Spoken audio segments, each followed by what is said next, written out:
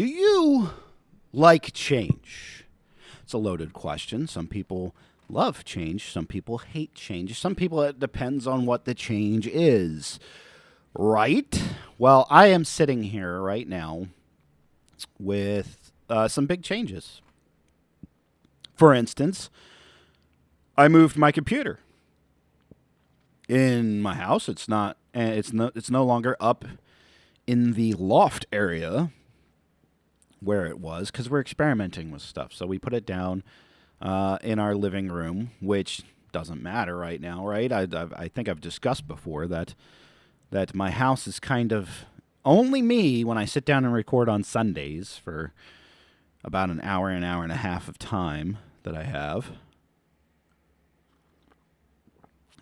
But I'd be remiss if I didn't say that this is different. This is different. It feels different. I don't know how I feel about it yet. It will probably come back into discussion, but this isn't the first time I've changed it. It certainly won't be the last time that I change it either. Notwithstanding the changes. Oh my God, we have a host of topics to talk about today. A lot of things happen. A lot of things happen just within the last 24 hours. So we have a lot of crazy things to unpack. Let's cue the music.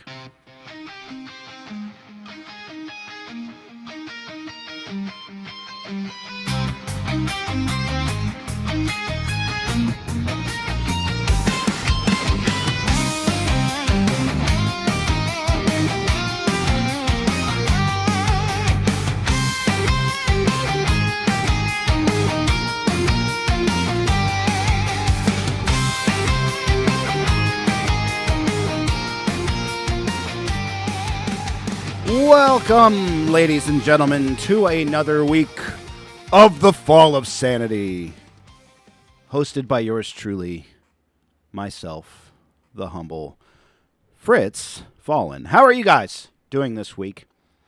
Last week, you might have realized or noticed, if you are a subscriber, that there was no episode of the Fall of Sanity. Why? Why was there no episode? You said that you were going to do an episode every week. Yes, I'm a human being that has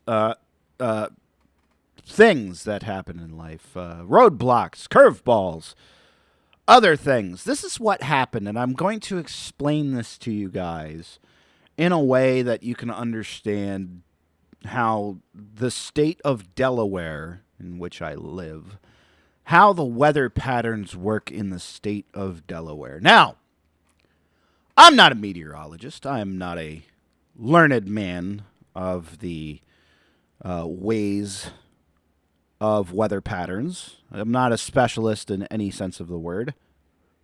However, I've lived here all my life, and I can tell you that Delaware weather is very bipolar. It will jump in the course of a week. This is what a course of a week could look like. For example, I'm looking outside my window right now. I think it's going to be a high of like 47, maybe 50 degrees today. Yesterday, got into the mid to upper 50s. So it was actually nice and sunny, right? I see green grass. I can look out my window there and I can see the entryway into the neighborhood. It is a nice clear road. This time last week, it was wet, cold, it was raining, and right about now, so it's 10 o'clock right now, 10 a.m., right about now, last week, all of that transitioned into heavy, wet snow, which continued for the course of the rest of Sunday into the majority of Monday. It probably ended Monday around, 10 or 11 o'clock in the morning. If I had to put a number on it, probably around there is when it subsided, and it dropped probably 7 inches, if not more, of snow on the ground, and it was a heavy, wet snow. Like it wasn't hard to, for example, going outside, cleaning off the front porch area, digging out the cars. Not hard just heavy wet snow. But you could scoop it up and chuck it to the side, no problem, really. So not really problematic, like the storm from a couple weeks ago, if you'll remember, where it ended in 2 inches of ice, and then for the following 3 weeks, it was an ice skating rink everywhere in the especially lower portion, mid portion of the state. Everywhere was a freaking ice skating rink, and nothing melted. It never went anywhere, which was unusual. Anyway, that's not usual for us to go into such an Arctic chill and have not sub-zero temperatures, but temperatures close to zero. Temperatures below freezing for that long, and it went nowhere. So that happened Sunday into Monday. Sometime Sunday night, Monday early morning-ish, probably like around 1 o'clock in the morning, power went out. We've experienced not many power outages where we are, but we do live out in the sticks. For those of you who don't know what that means, it means I live out next to a bunch of farmland and wildlife preserves and things of that nature. So I'm not in a big populated area, not like a city or even a town. It's a little offshoot neighborhood, so to speak, that's there. So the power went out. We don't experience this too often. It's cold. Obviously, it's snowing. There's a blizzard going on. So it's cold. Not really a big deal, though. I mean, we had some firewood ready to go. So we put that in the fireplace. That provided a little warmth. Kept ourselves and the kids bundled up inside, just, with long sleeves, sweat type clothing. That, again, not a big deal. No power. Cell phone usage is pretty bleh out here. I have AT&T, which is the best coverage that I've found out here. I'm also just a lifelong AT&T customer at this point. To say it, I've switched off exactly once, and when I did, it was a huge mistake, considering where we live. But when I don't have power and I don't have Wi-Fi here, what happens with my cell coverage is I have maybe 1 bar of 5G, if that. A lot of times it'll just drop to LTE as well. 1 bar. Shoddy. Like if I try to load a website, it's like when you tried to load a website when you were a kid on your parents' computer. Like you saw it slowly load. That's where we were. So I could still send text messages to people. I could still call people if I could. Like my service on that front, not so bad. But accessing internet, doing anything of that nature, couldn't do that. Nothing wrong with that either. Every once in a while, it's nice to have a little blocking of technology of that sense because, it was play with the kids, try to come up with, imaginative little things to do. The annoying part was no power. Everything in here is electric. So having hot coffee, that was let's go out and turn on the Blackstone and put the tea kettle on top of it so that it will boil the water so that we can bring it in and pour it over coffee grinds. Like that kind of thing, and having to wait for that process was a little annoying. But the power stayed off until probably 7 o'clock at night. I mean, we came to a point where we were throwing things in the refrigerator into a tote, throwing it out on the back deck and burying it in snow. No need to panic, right? I mean, it's gonna be fine kept out on the deck. It's just annoying, and it was annoying, and I knew that, and I was in preparation for the storm on Sunday. Like my wife wasn't going anywhere out of caution. I wasn't going to do anything with the podcast because we had things to prep in case of this storm being significant. So that's what we did. Mind you, it dumped, anywhere from 6 inches to a foot of snow in areas. Knocked us out for a day and a half, really, because Monday everything was closed. Nothing was open. And Tuesday, for example, like the state offices opened up on a delay. Schools, I think, were still closed. So it delayed Tuesday. But then by Wednesday, everything's melted. Everything's gone, or melting, or in the process of melting. And here we are today. It's warm.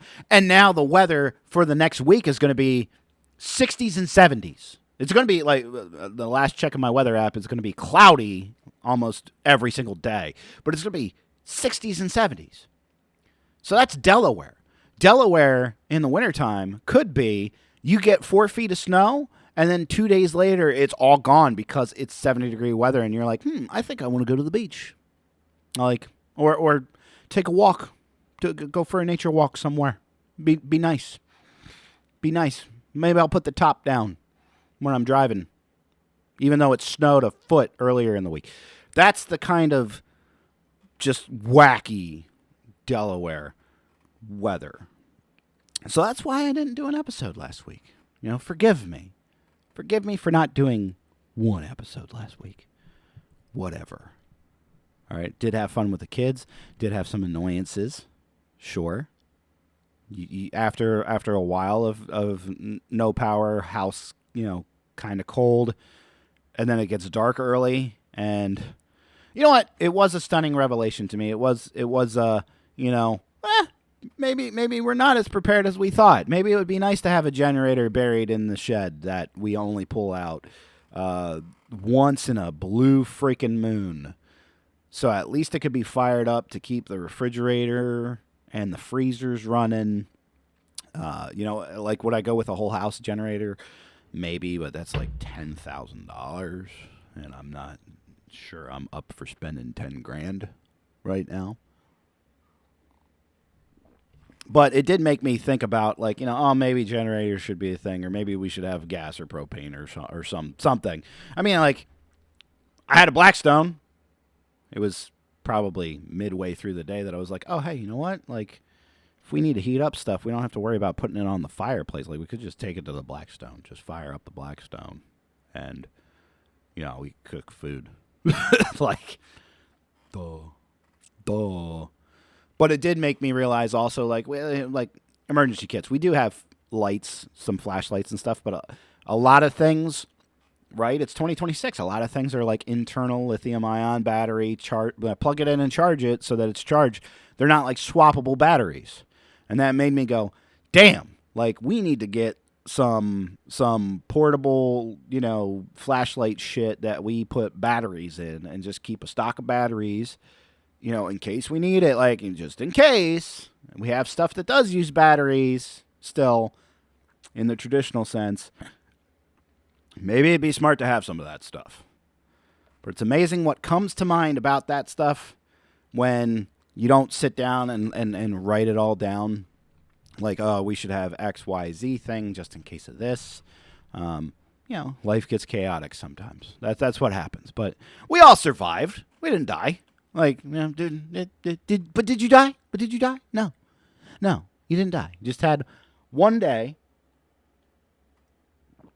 Not even a full day, but close to a full day of, no electronics. It was nice to be unplugged. I didn't give a shit about what was going on the internet or news-wise, what have you. I did not care.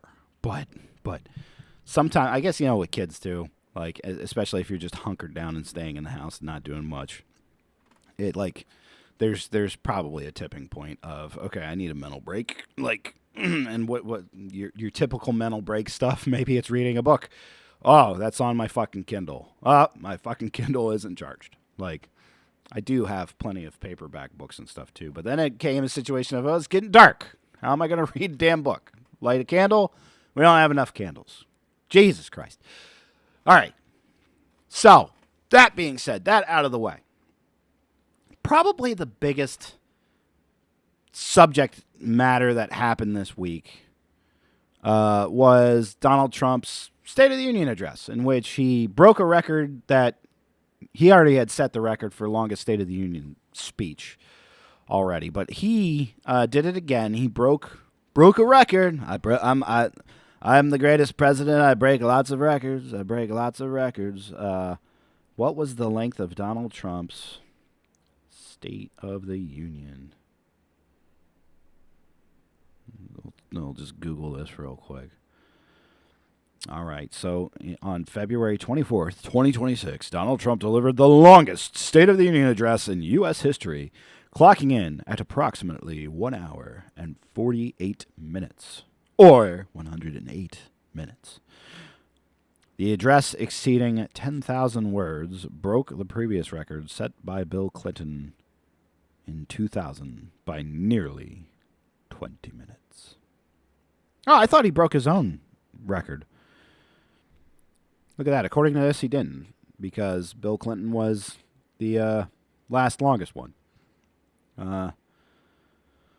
Let's see. Wow. Okay. Whatever. That's beside the point. Now, when it comes to the State of the Union address, I am one of those kind of nerdy U.S. history people.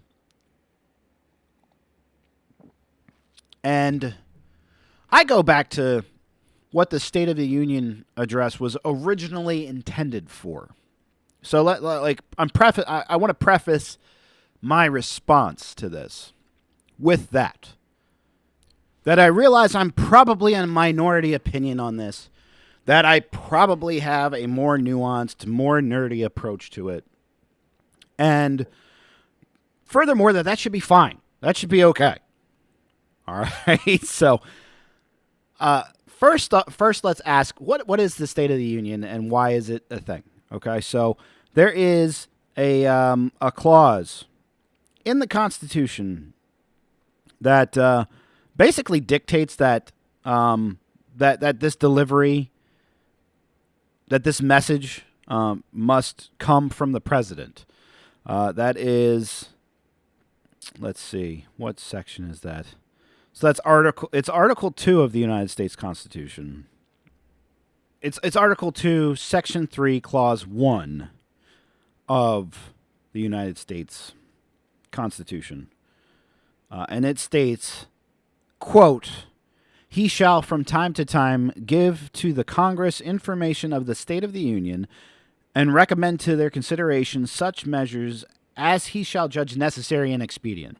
He may, on extraordinary occasions, convene both houses or either of them, and in case of disagreement between them with respect to the time of adjournment, he may adjourn them to such a time as he shall think proper. He shall receive ambassadors and other public ministers. He shall take care that the laws be faithfully executed, and shall commission all the officers of the United States." So, the thing with the clause, right, it says from time to time. So, it doesn't necessarily specifically state a date that this must be done. It just says from time to time. And that is commonly referred to as the State of the Union clause. Originally, presidents would give that address in person. George Washington, I believe, gave the address in person. John Adams as well gave it in person. When Jefferson rolls around, Jefferson sees this event, if you will. He likens it to British royalty. He likens it to like it is a speech from the throne delivered by British monarchs. All right.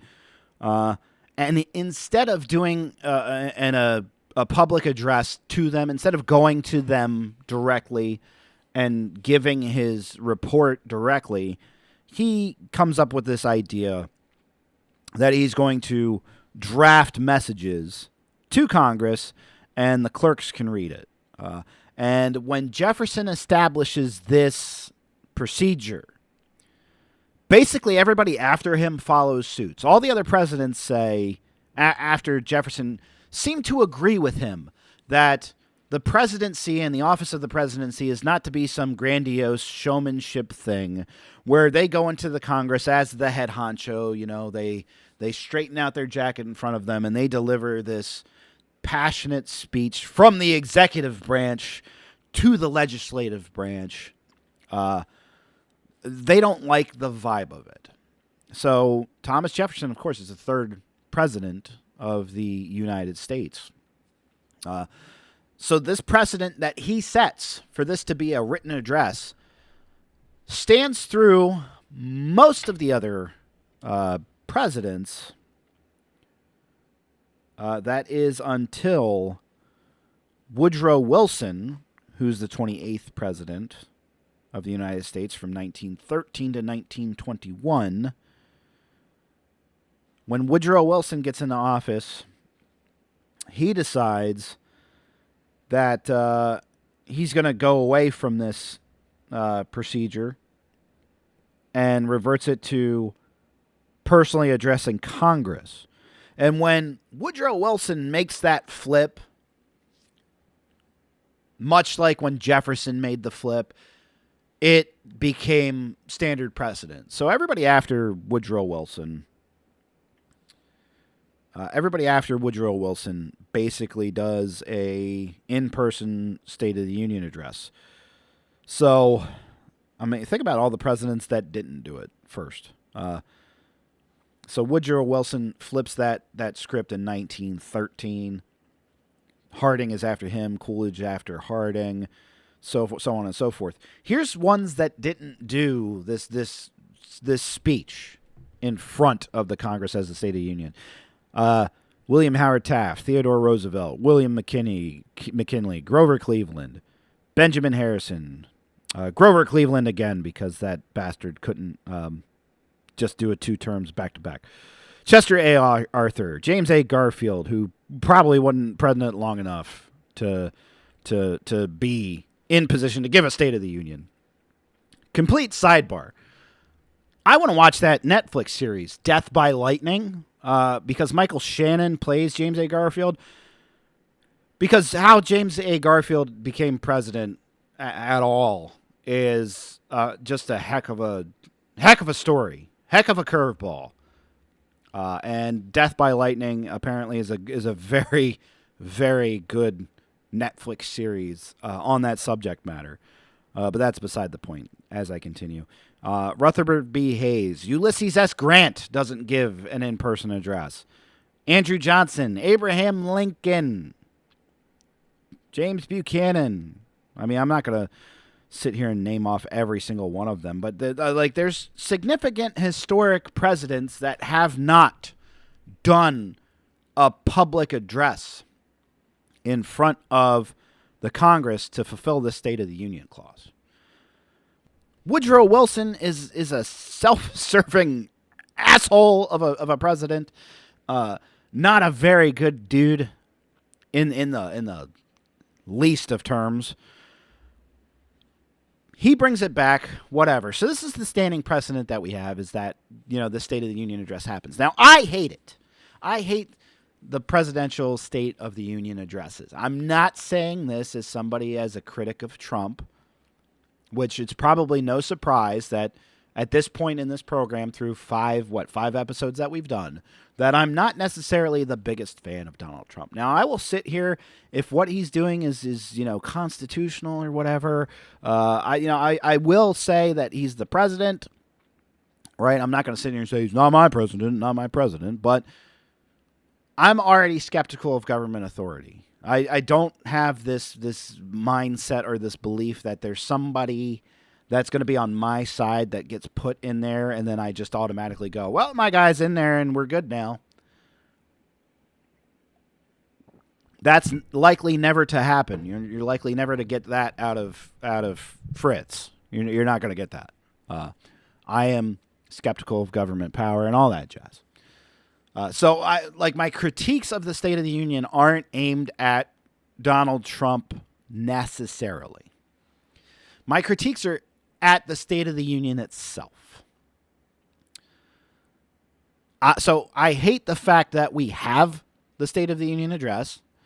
I hate the fact that it is a big spectacle event.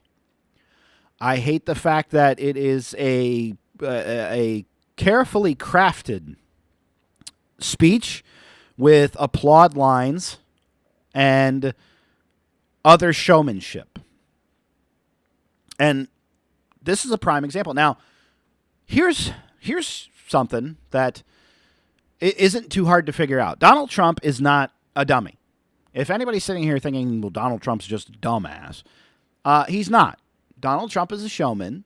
He is a very smart television guy, and he's very smart with optics. And so what does the State of the Union become? It becomes this is for any president now. They do their speech. Their speech is laid out to have moments where you're going to see representatives shoot up out of their seat and stand with, thunderous applause. That's what it's for. It's a great image, right? Standing up in front of the Congress, making statement and having them stand up and cheer loudly, almost like it's a pep rally, right? Any president that's doing a State of the Union address is doing this. They're formulating their speech to have these moments. Now, Donald Trump, being a divisive character, plots these moments in such a way as bait, and sometimes Democrats take that bait. This is more of a testament of kind of the stupidity of the Democratic Party. And I have no qualms. This is where people can't figure me out. I have no qualms criticizing the Democratic Party because they're stupid. They are dumb. They don't listen to their voting base. At this point, they don't listen to their voting base, and they don't give their voting base much to want to be energetically voting for.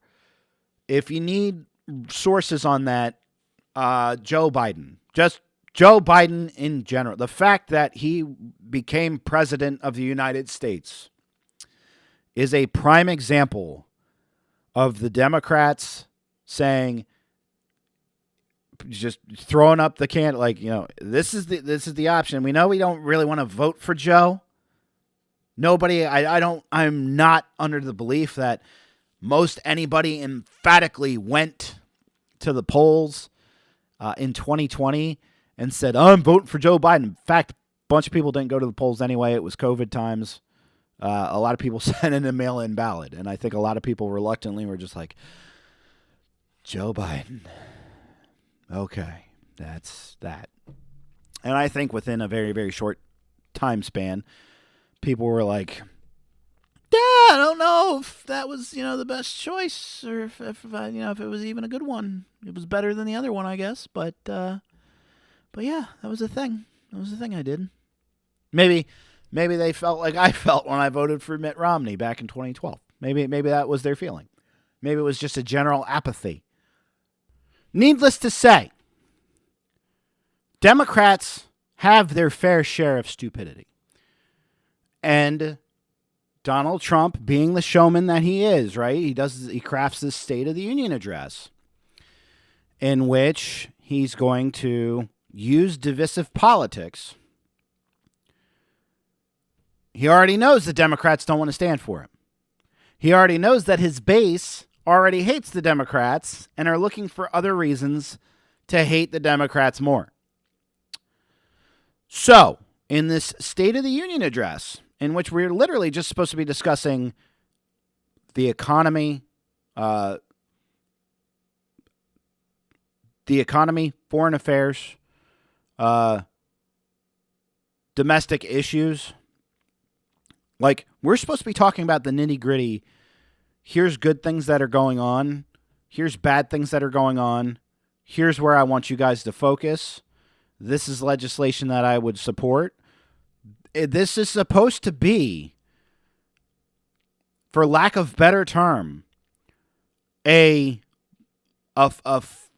supposed to be a fucking business meeting.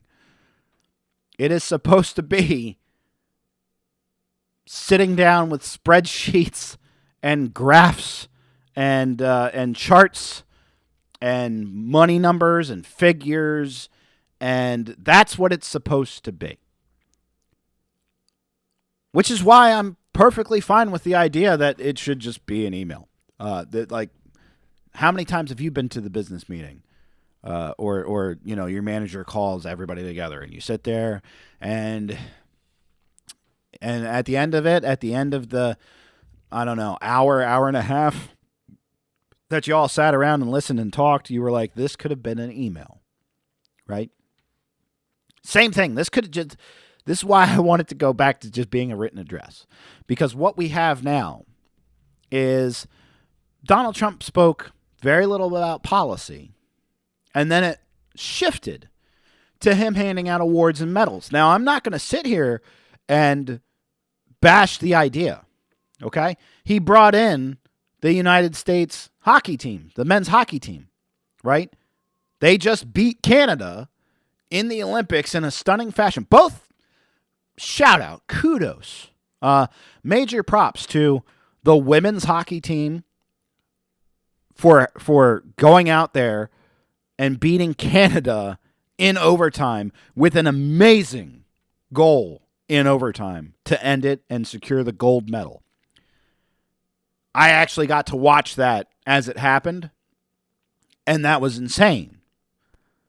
There's actually a group of us guys watching this, and it truly was amazing. Like it just felt super exciting, especially because it's Canada. It's like, congrats, Canada. You guys were born to play ice hockey, and we just beat you in it in the Olympics. Like, this is the one thing that you guys have, and you don't even have it anymore. Like, that's how it felt, right? So the women did it. The men's hockey team, again, I wasn't with a group of people watching the men's one. I was just at home, pulled it up and watched it, and again, just amazing. They go into overtime. 3-versus-3 hockey is amazingly fun to watch at times, and they get it done and they score a goal. I want to celebrate that. That's great. This is things that can unite Americans, where it's just, we've got our team in the Olympics. We're being represented in the Olympics on the global scale. Are we bringing home gold medals? Yes, we are. We are winning competition. That's fun. That's great. That's awesome. Bringing them into the State of the Union address is a prop. It is a prop. It is a tool. It is a challenge to basically say, I dare you not to stand up for this because you don't like me. I dare you to not stand up. It's chess. Okay? It is a prop. Okay? In my eyes, that's what it is. Because this is not what the State of the Union is for. Okay? I'm all for the idea of, why not have a presidential address where we bring in the gold medal hockey team, or we bring in gold medal winners, or we honor service members. He awarded Purple Hearts to Andrew Wolf and the family of Sarah Beckstrom, who they were last year gunned down in West Virginia while on patrol in D.C. near the White House. Right? So Purple Hearts to that individual and the individual whose past family member, great. That's amazing. That's awesome. Not awesome that those events happen, but awesome that they're being, honored at this event. The goalie for the U.S. men's hockey team got the Presidential Medal of Freedom from the president. The 100-year-old Korean War vet got the Medal of Honor for a long-time secret aerial battle he had against the Soviets. Royce Williams, Captain E. Royce Williams, 100 years old, in attendance, receives the Medal of Honor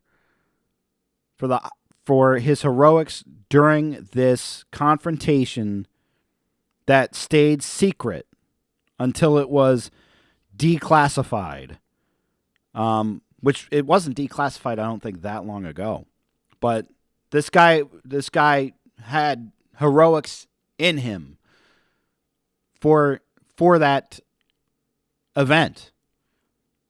And not only had to stay quiet on it, but we went unbeknownst to us about what he had accomplished.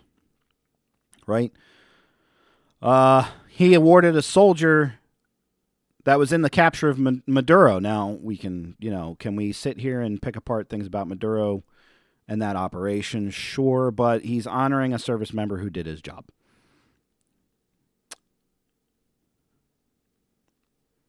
Honored a Coast Guard officer who responded to Texas flooding.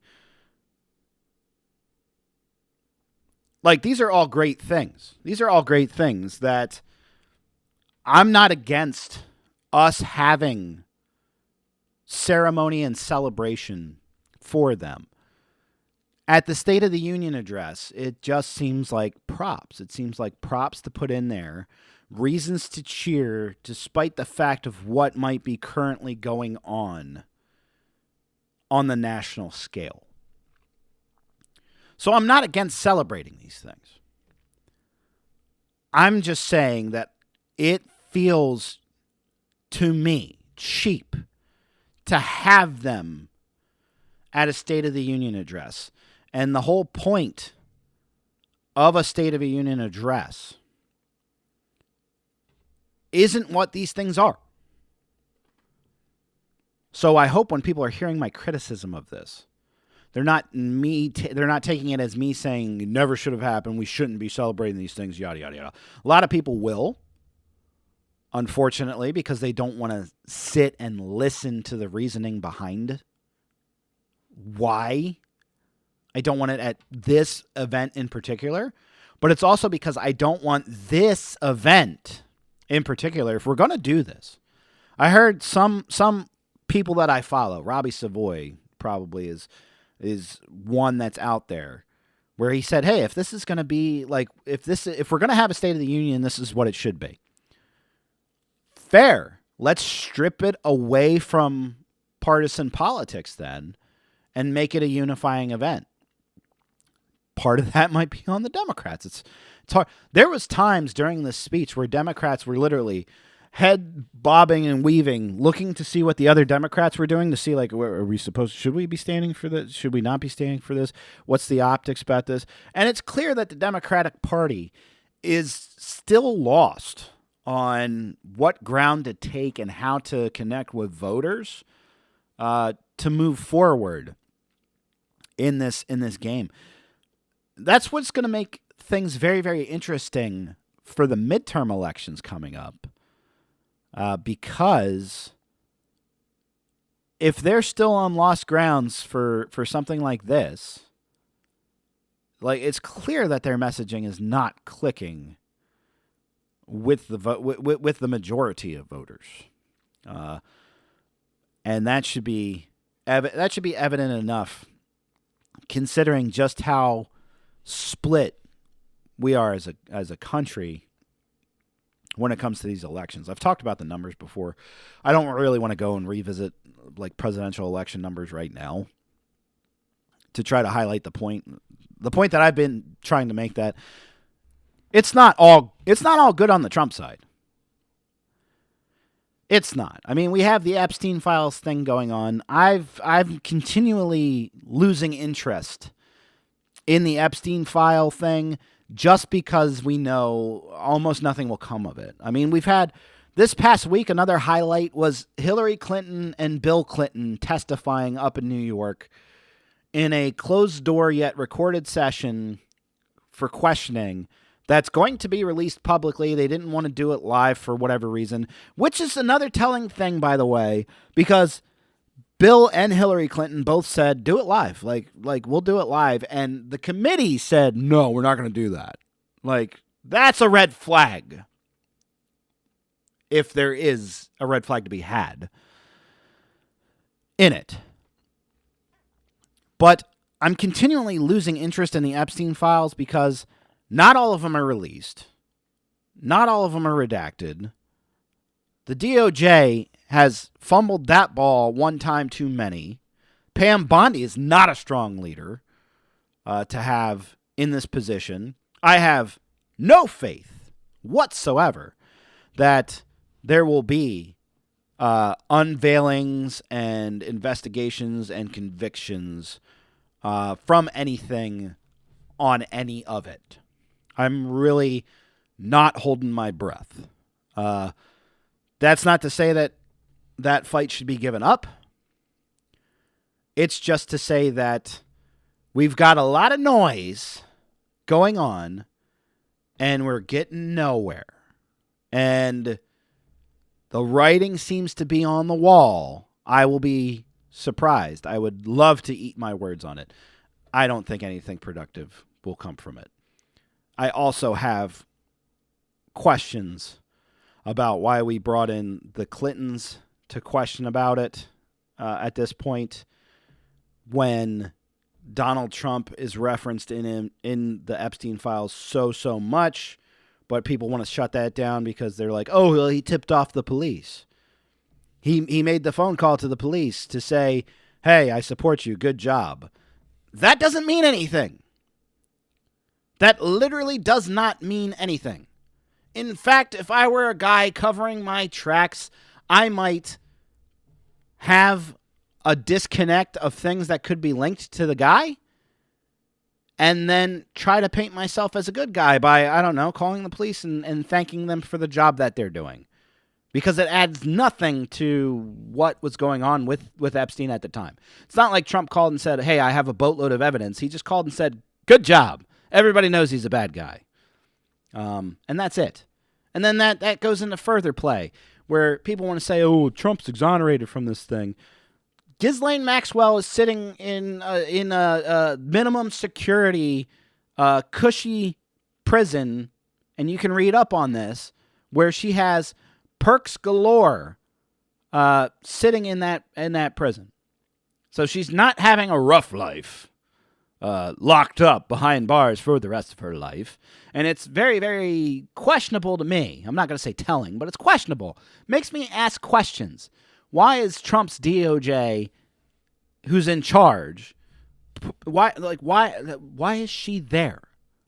Why is she have a little doggy and, a fun life and, a cushy life when this was the biggest scandal on the face of the earth? Like, those are legitimate questions to have.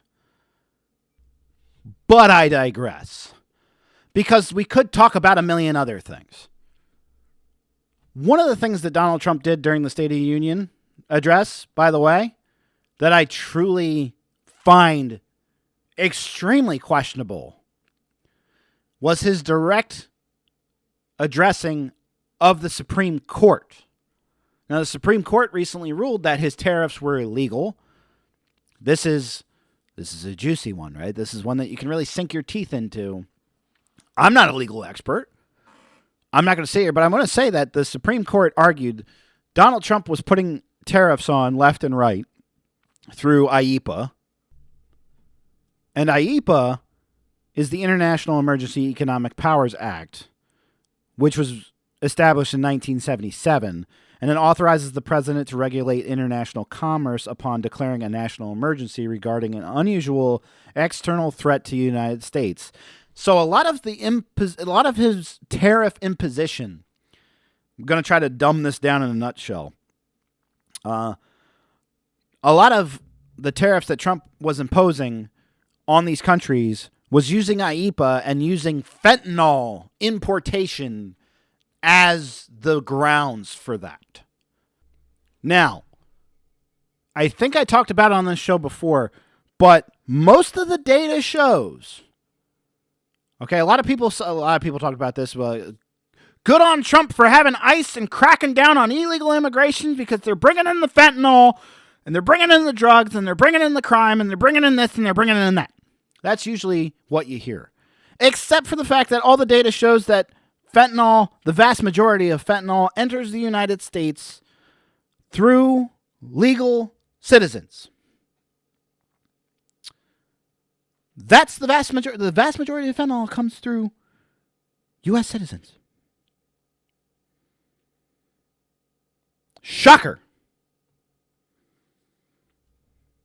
Approximately 81.2% of people arrested for smuggling fentanyl at the southwest border were U.S. citizens.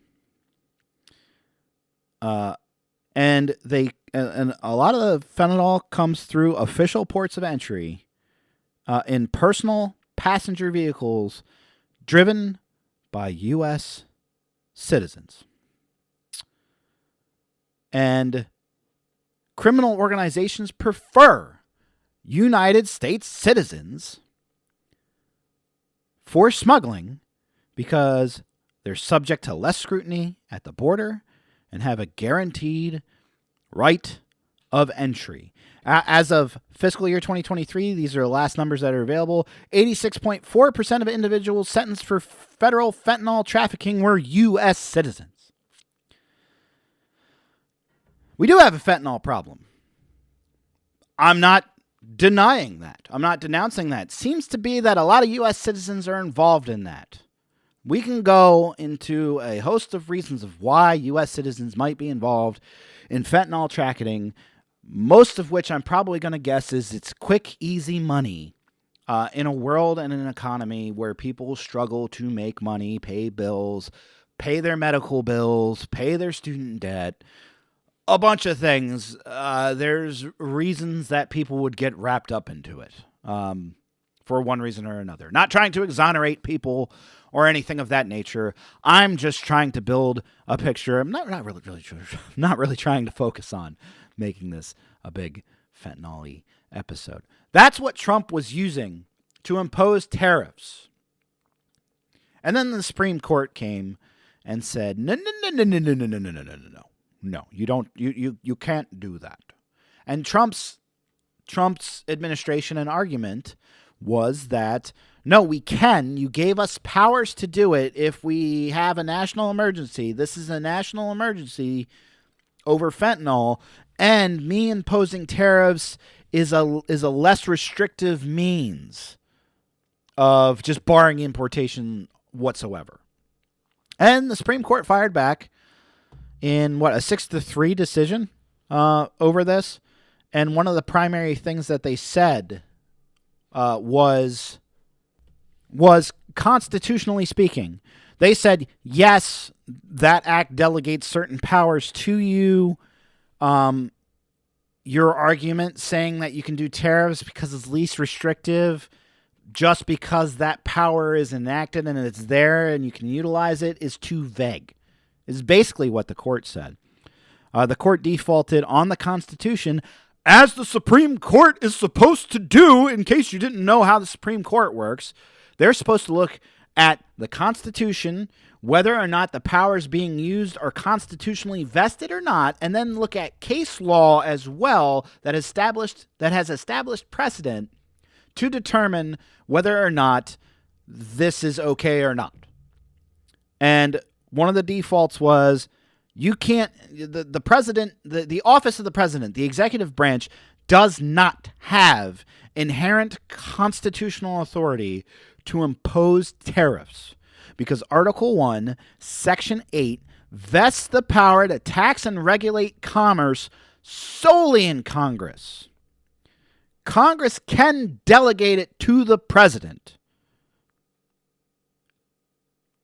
through statutes like the Trade Expansion Act of 1962 or for national security and the Trade Act of 1974. The power lies with Congress. The fact that the Supreme Court had this hearing over Trump's tariffs and made a decision further impacts that the president does not have the power to impose sweeping tariffs. So the Supreme Court doing its job is now pissing off Trump fans because for some reason they're dumb and think that tariffs are a good thing because they don't realize that it's really just a tax on them. Because that's, at the end of the day, that's all tariffs are. It doesn't really impact the country that we're importing from. It impacts the price of the goods that are going to be passed on to the consumer. And I've had discussions with people who like Trump and who seem to like this tariffs, and they fire back at me when I say this. They say, buy American. Bitch, do you realize that we live on a global planet and that we actually do rely on global trade to get goods, services, parts? Like, America can't manufacture everything. And even if we do manufacture things, some of those things to be manufactured require resources that aren't here. If you're on a computer, cell phone, any electronic device whatsoever, most of the parts in that thing are not manufactured in America or can't be manufactured in America because there's resources needed to make those things that aren't here. This is where this gets extremely stupid.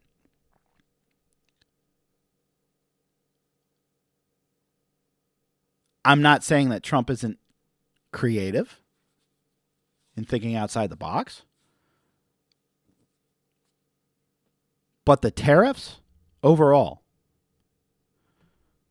are hurting the American economy and the American people.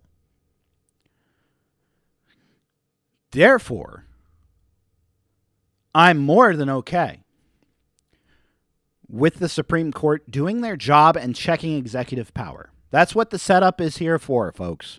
It is, we have three branches of government. We have executive, legislative, judicial, right? The executive branch is supposed to be constrained, supposed to have very, very limited scope in executing the law that the legislative branch drafts into law, and then the judicial branch is there as part of this checks and balances system to make sure that the executive branch is playing by the rules and that the legislative branch is playing by the rules. And this is why it's so dangerous when the Supreme Court becomes a target of partisan politics. When people say, oh, we just need to expand the court. We need enough justices to agree with us on this, that, or the third thing. No, we don't need justices to agree with one side or the other. The justices are there to analyze the law, to analyze constitutionality, to analyze court-set precedent, and to either affirm or reverse based on the Constitution. That's what it's there for. So when they're doing their job, and then the president goes to a State of the Union address, directly says to them, it's a shame that they picked that decision. It's a shame that they went that way. It's a shame that they did that. I'm still going to do it. I'm still going to find a way. I'm still going to defy them. That's bad. And Trump supporters should sit here and know that that's bad. And they should call that out because you guys are not going to be in the hot seat for the rest of your life. Learn how elections and public opinion works. Because the public opinion is not so hot on the Trump administration right now. Overall. The midterm elections coming up are going to be very interesting depending on if Democrats can be smart or if they're going to continue to be dumbasses. That's yet to be seen. And we can analyze that later. What are you guys going to say other than the lines that I know you're going to say? Because if it flips blue, a bunch of people on the extreme right side are going to talk about election integrity, about how they stole the election, this, that, and the third thing. And in fact, both sides can do it. Both sides can point at the other side right now over all this election integrity stuff and say, oh, stolen election, stolen election, stolen election. That's the next big fight that we're about to have, folks. Over the Save America Act and the Save Act. They're two different acts, by the way. The Save Act and the Save America Act over elections. And I'm not getting into that right now because it will make this episode last forever. And I'm not doing that. I'm not doing that because I can save it for another day where we can go in depth about some things with that. But my God, this is where we're at, folks. We're at a guy that loves tariffs. I love tariffs. Tariffs are great. This doesn't even cover the fact about Iran. This does not. I am not talking about Iran right now. And there's a reason why I'm not going to talk about Iran. Because it literally just fucking happened. It's literally still just fucking happening. And I haven't had time to start picking apart what's going on there with us, Israel, and Iran, and all of that jazz. Why does everything have to happen all at once? It's fucking crazy. My God. So, with that being said, it's been an hour. I am so glad you came. I hope you're glad that you came. I hope that maybe you got some yucks out of this stuff while we talked some serious business going down right now. And I thank you for that. I thank you for your time. If there's one thing that I can ask, it is that you take this and you share it with a friend, a colleague, a buddy. Remind them that it's not safe for work and that sometimes I fly off the cuff and I might cuss too much. But can you blame me for that? So do me a favor, if you're not following me on the YouTube page, look up The Fall of Sanity and follow me there. It'll be linked in the show notes. I'm also on Substack, and I'm thinking about starting some written work, maybe some blog posts here or there, some articles. Some commentary in written format, if I can manage to do that. I'm hoping to add that to my repertoire. The podcast, it's available everywhere. It's on Fireside. It's on Apple Podcasts. It's on Spotify. Share it with your friends in their preferred podcasting preference. I appreciate you guys. I'm Fritz, and this has been The Fall of Sanity. I love you all, and I'll hope to see you all next week.